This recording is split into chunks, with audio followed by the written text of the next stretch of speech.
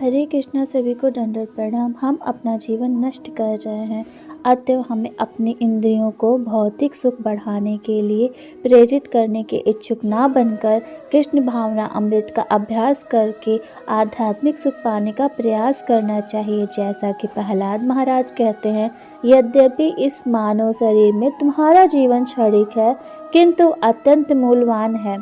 अतएव अपने भौतिक इंद्रिय भोग को बढ़ाने का प्रयास करने की अपेक्षा तुम्हारा कर्तव्य यह है कि अपने कार्यों को किसी न किसी तरह कृष्ण भावना अमृत से जोड़ें।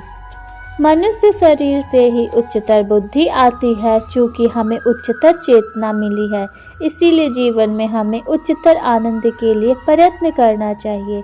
यह आध्यात्मिक आनंद है। इस आध्यात्मिक आनंद को कैसे प्राप्त किया जा सकता है? मनुष्य को चाहिए कि वह भगवान की सेवा में लीन रहे, क्योंकि वे ही मुक्ति रूप से आनंद प्रदान करने वाले हैं।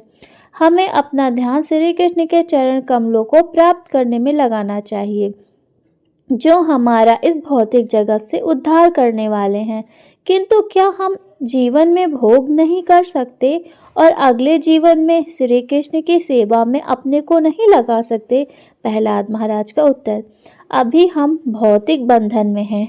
इस समय मुझे यह शरीर मिला है, किंतु कुछ वर्षों बाद मैं यह शरीर त्याग कर अन्य शरीर धारण करने के लिए बाध्य हो जाऊंगा। एक बार एक शरीर पा लेने पर तथा अपने शरीर को इंद्रियों के आदेशानुसार भोग करने पर हम ऐसी इंद्रिय तृप्ति से दूसरे शरीर को तैयार करते हैं और यह दूसरा शरीर अपनी इच्छा के अनुसार प्राप्त होता है। इसकी कोई प्रतिभूति नहीं है कि आपको मनुष्य शरीर ही मिले, या तो आपके कर्म पर निर्भर करेगा। यदि आप देवता की तरह कर्म करेंगे तो आपको देवता का शरीर प्राप्त होगा, और यदि आप कुत्ते की तरह कर्म करेंगे तो कुत्ते का शरीर मिलेगा। मृत्यु के समय आपका भाग आपके साथ में नहीं होता, यह प्राकृतिक के हाथ में होता है। यह हमारा कार्य नहीं है कि यह मनोकल्पना करे कि हमें अगला कौन सा भौतिक शरीर मिलेगा। इस समय तो हम इतना ही समझ ले कि यह मनुष्य शरीर हमारी आध्यात्मिक चेतना अर्थात हमारे कृष्ण भावना अमृत को विकसित करने का सुअवसर है। इसीलिए हमें तुरंत भगवान श्री कृष्ण की सेवा में संलग्न होना चाहिए, तभी हम प्रगति कर सकते हैं। परंतु हम कब तक ऐसा करें? जब तक यह शरीर कर्म कर सकता है तब तक। हम यह नहीं जानते कि यह कब काम करना बंद कर देगा। भगवान महान संत परीक्षित महाराज को तो 7 दिन का समय मिला था। 1 सप्ताह में तुम्हारा शरीर पात हो जाएगा, किंतु हम नहीं जानते कि हमारा शरीर पात कब हो जाएगा। हम जब भी सड़क पर होते हैं तो अकस्मात दुर्घटना हो सकती है। हमें सदैव तैयार रहना चाहिए। मनुष्य की मृत्यु यानी कि जो भी जंतु हैं, जानवर ही क्यों ना हो, उनकी मृत्यु सदैव उपस्थित रहती है। हमें आशावादी की तरह यह नहीं सोचना चाहिए कि हर कोई मर रहा है किंतु मैं जीवित रहूंगा। यदि हर कोई मरता है तो फिर आप क्यों जीवित रहेंगे? आपके पितामह मरे हैं, परम पिता मरे हैं, अन्य संबंधीगण भी मरे हैं, तो फिर आप क्यों जीवित रहेंगे?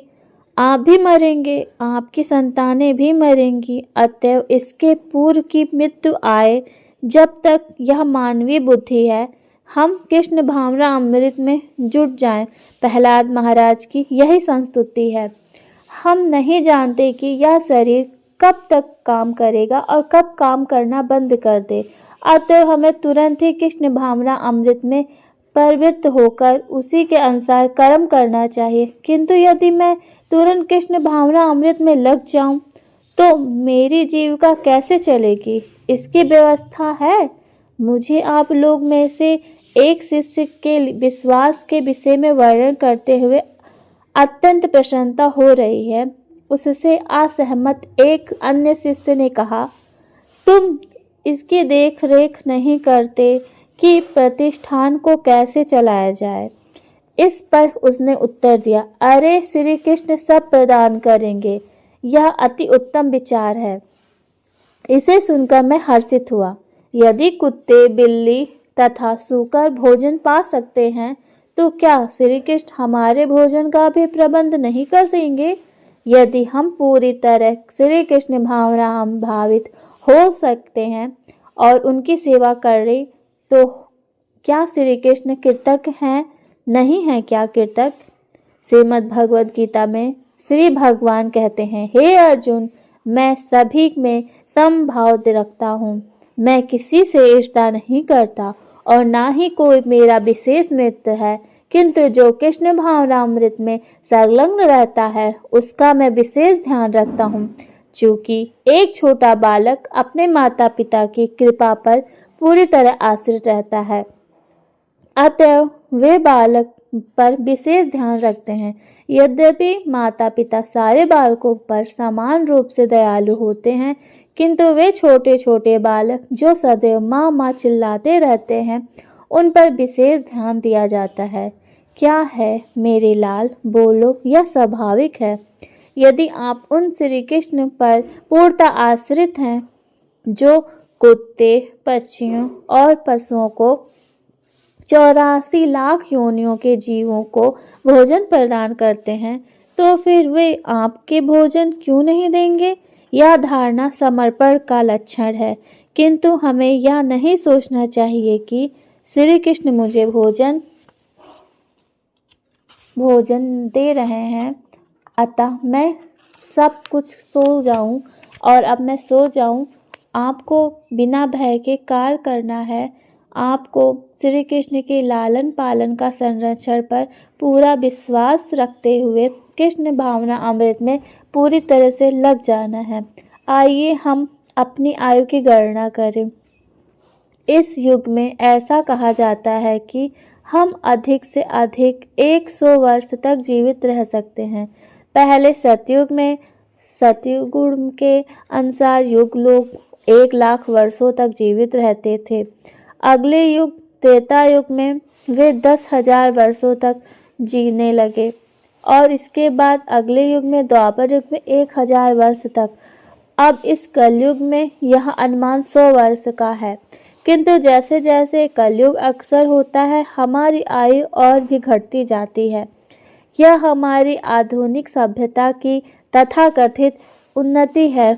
हमें इसका बड़ा गर्व रहता है कि हम सब सुखी हैं और अपनी सभ्यता में सुधार ला रहे हैं, किंतु इसका परिणाम यह है कि हम भौतिक जीवन का भोग करने का प्रयास तो करते हैं, किंतु हमारी आयु कम होती जा रही है।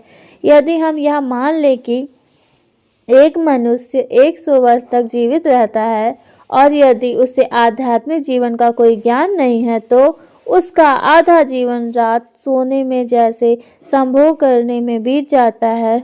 उसकी रुचि अन्य किसी कार्य में नहीं रहती और दिन के समय वह क्या करता है, धन कहाँ है, धन कहाँ है, मुझे इस शरीर को बनाए रखना है। और जब उसके पास धन आ जाता है तो वह कहता है कि क्यों ना मैं इसका उपभोग अपनी पत्नी और बच्चों के लिए करूं। तो फिर उसका आध्यात्मिक अनुभूति कहाँ रही। रात में वह अपना समय सोने में तथा संभोग करने में बिताता है और दिन में धन अर्जित करने के लिए वह कठोर समय बिताता है। क्या जीवन में उसका यही उद्देश्य है? ऐसा जीवन कितना भयावह है। साधारण व्यक्ति बालपन में भ्रमित रहता है और निरर्थक खेल खेलता रहता है। आप 20 वर्षों तक इसी तरह करते रह सकते हैं। तत्पश्चात जब आप वृद्ध होते हैं तो फिर वे 20 वर्षों तक कुछ नहीं कर सकते। जब व्यक्ति वृद्ध हो जाता है तो उसकी इंद्रियां काम नहीं कर सकती। आपके अनेक वृद्ध व्यक्तियों को देखा होगा, वे विश्राम करने के अतिरिक्त कुछ भी नहीं करते।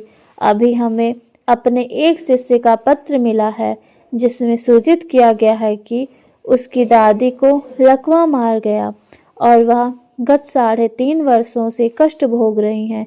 अतः वृद्धावस्था में 80 वर्ष की आयु होते हुए ही सारा काम ठप हो जाता है।